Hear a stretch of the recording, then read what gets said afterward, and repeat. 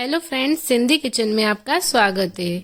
आज मैं आपके सामने मेरी नई रेसिपी सिंधी आलू तक की रेसिपी शेयर कर रही हूँ। आलू तक बनाने के लिए सबसे पहले मैंने आलू को धो लिया है। अब गैस का फ्लेम ऑन कर दिया है, कढ़ाई रख दी है। अब इसमें मैं घी डालूंगी।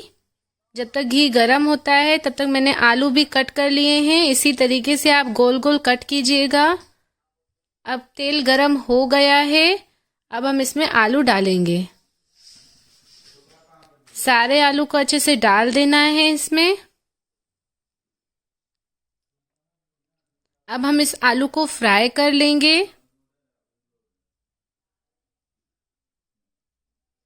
इसको अच्छे से अब हम घुमाएंगे।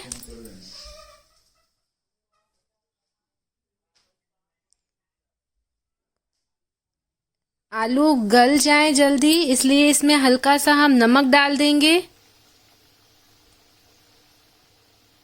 अब हम गैस की फ्लेम कम कर देंगे और आलू को ढक देंगे ताकि आलू जल्दी से गल जाए।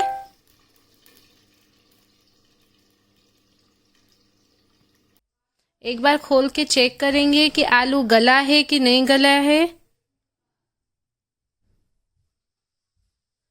देखिए, आलू को हम एक बार चेक करके देखते हैं। अभी तक आलू नहीं गला है, इसलिए इसको फिर से ढक के रख देंगे।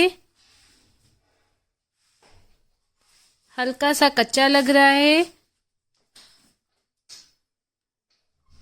इसको हम ढक देंगे। फिर से ढक के हमने खोल दिया है। देखना है आलू गल गया है। देखिए फ्रेंड्स, इसी तरीके से आप भी देखिएगा आलू गल जाए। इसको मैं अलग कढ़ाई में निकाल रही हूँ। अब इसमें हम मसाले डालेंगे।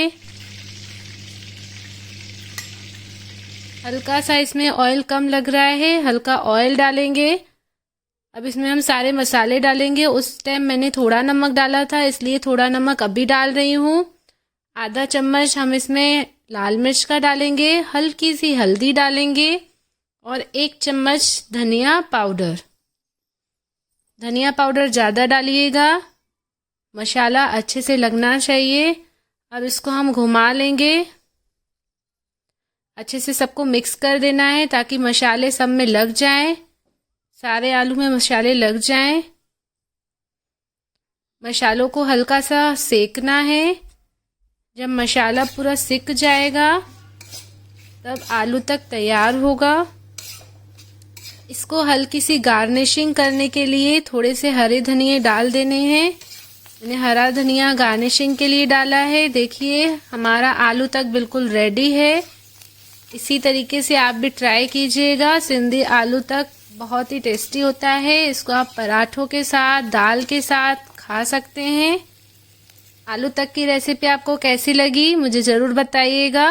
और मेरा वीडियो पसंद आए तो मेरे वीडियो को लाइक कर देना। ज़्यादा से ज़्यादा इसे शेयर कर देना। Please like, share and